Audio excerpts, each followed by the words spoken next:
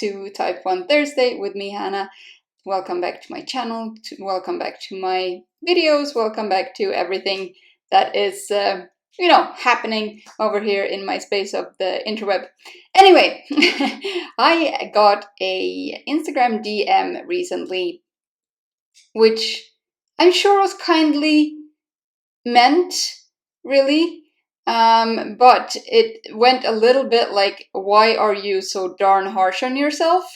In terms of blood sugar goal ranges, in terms of A1C, in terms of food, in terms of, I guess the person in question meant pretty much anything, why I am so harsh on myself. Because for people with diabetes, it's just to count carbs and just cover it with insulin, right? No, I don't agree with that. I don't believe that it is that simple. I think it's way too simplistic of a point of view for something as individual as diabetes can be to live with.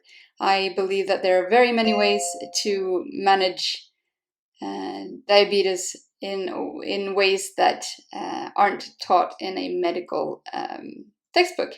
But I actually don't think I am harsh on myself at all. I feel very free in terms of both what I eat and then how I react to blood sugar fluctuations and all of this stuff.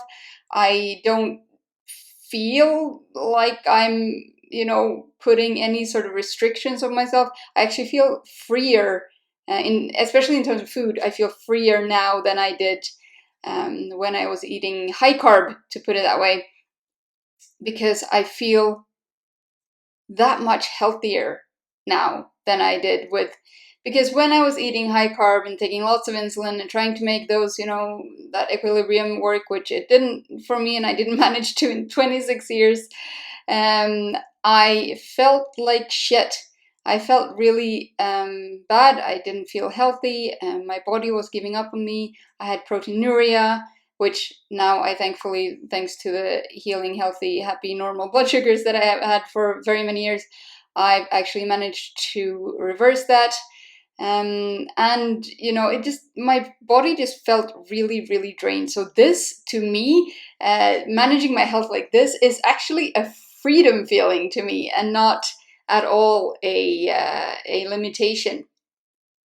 In terms of food, also, I want to give my body the most nutritious foods available out there, and the stuff that it can really use to replenish and to heal and to use for the best type of energy and for the best sort of low, stable, fantastic blood sugars that I think that I deserve, and I think that every single type 1 diabetic deserves healing, healthy, happy, normal blood sugars without the massive fluctuations that some of us, I definitely had them for a long time, I have them sometimes too, still, but not at all as much as I used to.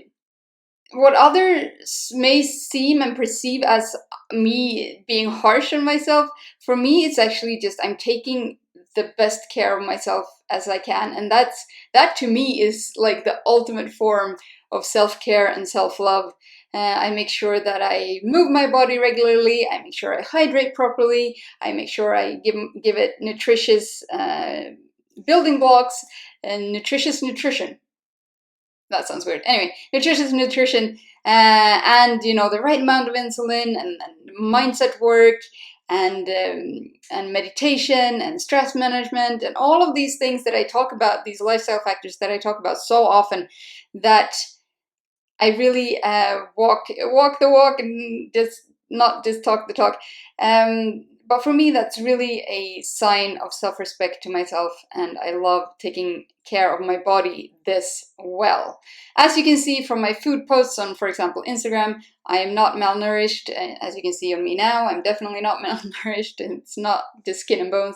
I am taking very good care of myself, and I hope that you get the same chance. Because as I said, I was doing it according to the books for 26 years with lots and lots of sugar, lots and lots of carbs, with a lot of insulin, and that equilibrium for me never ever matched.